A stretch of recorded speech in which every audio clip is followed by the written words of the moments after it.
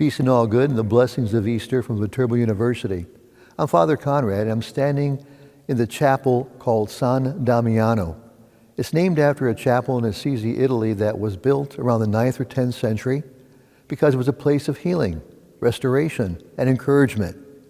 It was under this cross of San Damiano where in 1206, a 23-year-old man, Francis of Assisi, received encouragement.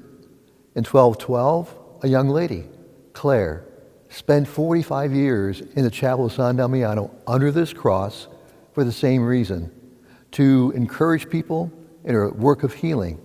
And in 1225, Francis returns and writes under the inspiration of this cross, the Canticle of the Sun. People are talking about a new normal we're engaged upon. I would like to offer to you an enduring normal, the cross of San Damiano. A bishop in the 4th century once said that we use Easter as a guide throughout the crises of life. This cross, if you look at it closely, shows a wounded but a reigning and a royal Christ.